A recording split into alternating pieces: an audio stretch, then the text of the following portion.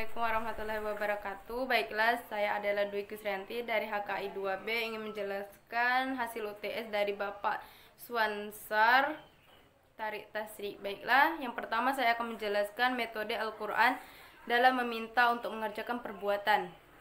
Gaya bahasa Al-Quran selalu menarik untuk dikaji lantaran keindahan makna dan struktur yang dimilikinya.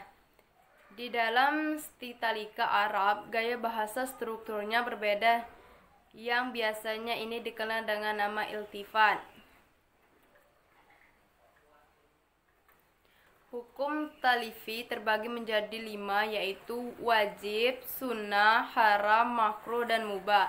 Pembagian ini berdasarkan kepada realita bahwa pembicaraan seseorang kepada orang lain mencakup dua kemungkinan, yaitu tuntunan atau pilihan. Tuntunan terbagi menjadi dua, yaitu tuntunan untuk mengerjakan sesuatu dan tuntunan untuk meninggalkan sesuatu. Adapun tuntunan untuk meninggalkan sesuatu juga terbagi menjadi dua, yaitu jika tuntunan atau untuk meninggalkan tersebut berbentuk keharusan, ia adalah larangan, maka sesuatu yang diminta untuk ditinggalkan tersebut dinamakan haram. Dan jika tuntunan untuk meninggalkan tersebut tidak berbentuk keharusan, ia adalah kebencian. Adapun tuntunan yang bentuknya yang memberi pilihan bagi manusia antara mengerjakan sesuatu atau meninggalkannya, maka ia adalah pembolehan, sedangkan suatu yang dijadikan objek pilihan tersebut dinamakan mubah.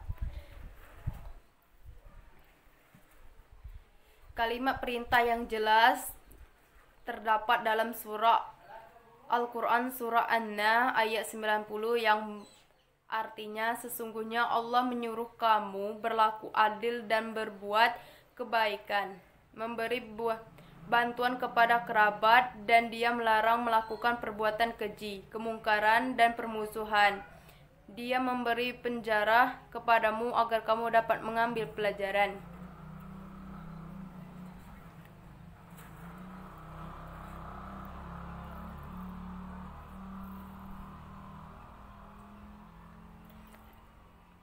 Al-Quran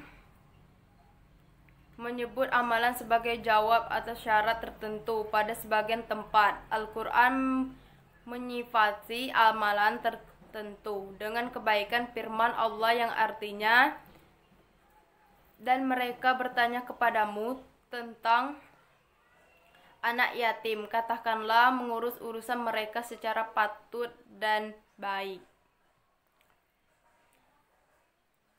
Metode Al-Quran dalam meminta untuk meninggalkan perbuatan tertentu yang terdapat dalam surah An-Nahl ayat 90.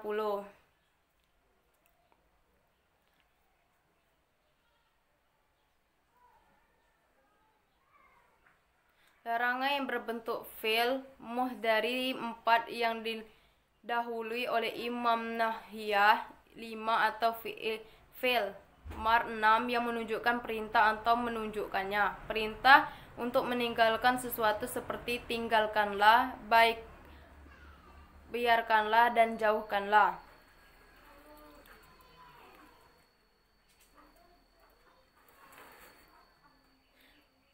Pertanyaan untuk menunjukkan pengingkaran atau terdapat pada sebagian tempat di dalam Al-Quran yang artinya mengapa kamu suruh orang lain mengerjakan kebaikan sedangkan kamu melupakan dirimu sendiri. Al-Baqarah ayat 100 ayat 44 menyebutkan perbuatan beserta hukumnya yang jenisnya telah ditentukan. Metode Al-Quran dalam memberikan pilihan antara melakukan perbuatan atau meninggalkan yang terdapat dalam Al-Quran surah Al-Maidah ayat 1 yang berbunyi yang artinya, wahai orang-orang yang beriman, penuhilah janjimu, hewan ternak dihalalkan bagimu kecuali yang akan disebutkan kepadamu, dengan tidak menghalalkan berburu ketika kamu sedang berihram, haji atau umroh. Sesungguhnya Allah menetapkan hukum sesuai dengan yang Dia kehendaki. Metode Al-Quran dalam menjelaskan hukum. 1. Hukum-hukum ibadah seperti sholat, puasa, haji, nazar, sunnah, dan ibadah-ibadah lainnya. 2. Hukum-hukum yang mengatur pergaulan hidup manusia dengan sesamanya, yaitu disebut dengan hukum mubah.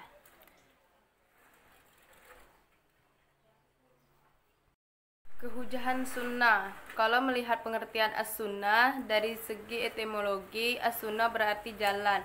Hal ini sebagaimana yang terdapat dalam Al-Quran surah An-Nisa ayat 28.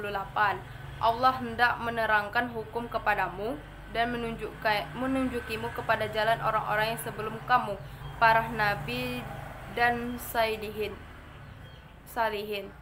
dan hendak menerima taubatmu dari Allah Maha Mengetahui lagi Maha Bijaksana. Sunnah sebagai hujah dalam menetapkan hukum terbagi menjadi 3, yaitu sunnah qauliyah atau perkataan Nabi, sunnah fi'liyah perbuatan Nabi SAW, dan ketiga sunnah tahriyah.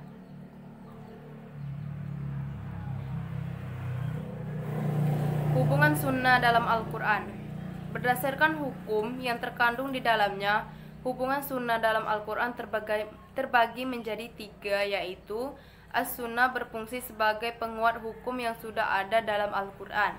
Dengan demikian, hukum tersebut mempunyai 2 sumber yang terdapat pula 2 dalil, yaitu dalil-dalil yang tersebut dalam Al-Quran dan dalil-dalil penguat yang datang dari Rasulullah SAW. Berdasarkan hukum-hukum tersebut, banyak kita dapati perintah dan larangan. Yang kedua, terkandung as-sunnah menafsirkan dan merinci hal-hal yang bersifat global, mujmal, dan Al-Quran. Contoh di dalam Al-Quran, Allah Subhanahu wa Allah memerintah kaum muslimin untuk melaksanakan sholat dan haji. Dan yang ketiga, terkandung as-sunnah menetapkan dan membentuk hukum yang tidak terdapat di dalam Al-Quran. Di antara hukum-hukum itu ialah tentang haramnya memakan daging keledai negeri, daging binatang buas yang mempunyai taring, mutawatir dan ahad. Pengertian hadis mutawatir yaitu secara kebahasaan adalah isim fi'il dari kata at-tawatur yang berarti at-tatabuk, yang berturut-turut. Menurut istilah ulama hadis, mutawatir berarti hadis yang meriwayatkan oleh orang banyak yang mustahil menurut adat bahwa mereka sepakat untuk berbuat dusta.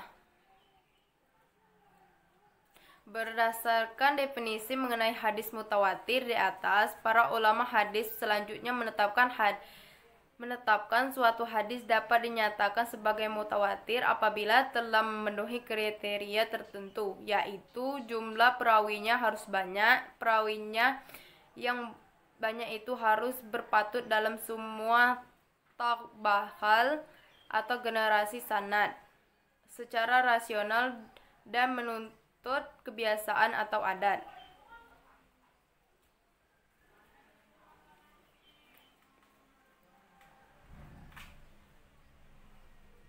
Macam-macam hadis ahad terbagi menjadi hadis mansyur.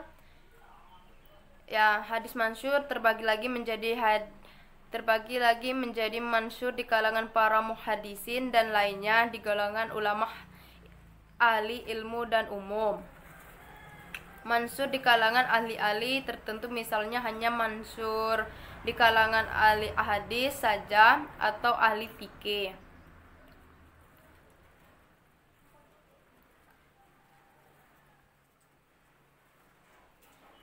Sunnah takhli dan dazni.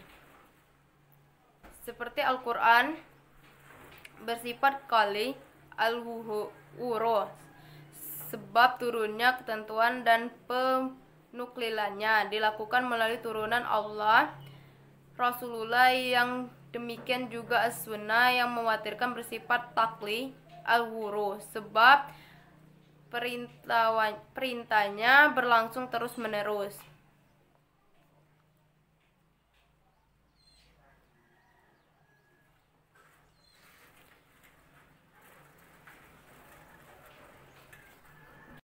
Hadis-hadis mansyur atau maudu yang menyebar di lisan masyarakat. Hadis-hadis palsu yang banyak beredar pada zaman sekarang tidaklah menyebar dengan sendirinya. Ada beberapa golongan yang sengaja membuat dan menyebarkannya demi memuaskan nafsu mereka dan menyempurnakan kebodohan mereka. Kitab-kitab sejarah yang sangat diperhatikan kepada setiap kejadian, baik yang besar maupun yang kecil, tidak pernah mencatat untuk kita sebuah kejadian tertentu yang dapat kita jadikan tolak ukur untuk menentukan awal timbulnya pemalsuan hadis. Adapun sebab terjadinya pemalsuan hadis adalah sebagai berikut. 1. Perbuatan kaum zindik dan ilhad. 2. Sikap ta'ashabud atau fanatik terhadap negara atau bangsa atau golongan tertentu. Dan ketiga, kaum yang memasukkan hadis yang menurut persangkaan mereka baik. Yang kelima, perselisihan politik. Dan keenam, kaum yang memasukkan hadis demi kepuasan hawa nafsu dan penguasa untuk mendatangkan diri kepada mereka. Yang ketujuh, perbedaan pendapat dalam masalah akidah dan fikih. Kitab-kitab yang membuat hadis maudhu, para ulama muhadisin dengan menggunakan sebagai kaidah studi kritis hadis banyak, dan antaranya kitab-kitab menurut hadis maudhu, yaitu hadis maudhu al-kubra, al-ali al-mashnu, tanziru, salsila al-hadis anda fi karya al-albani. Awal pembukuan sunnah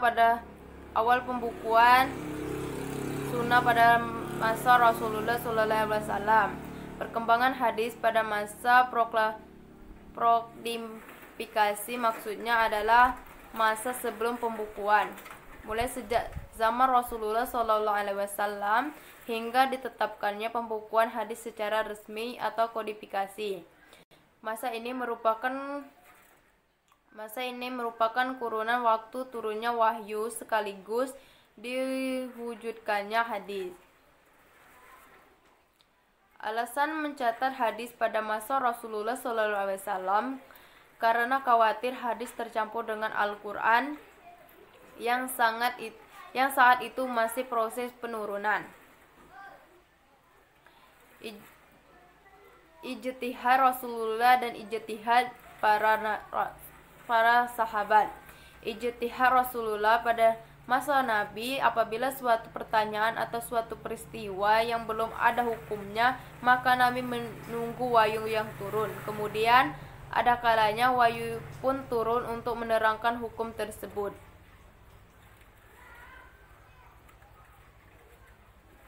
Ijtihad para sahabat.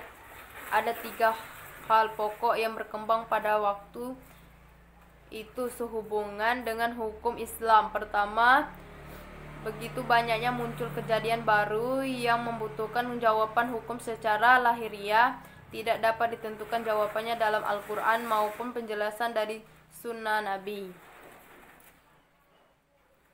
Ciri-ciri khas tasyri dalam Al-Quran dan sunnah. Sunnah pada dasarnya berarti perilaku teladan dari seorang tertentu dalam konteks jurisprudence Islam. Ia merujuk pada model perilaku Rasulullah. Konsep Islam tentang sunnah bersumber pada utusan Rasul.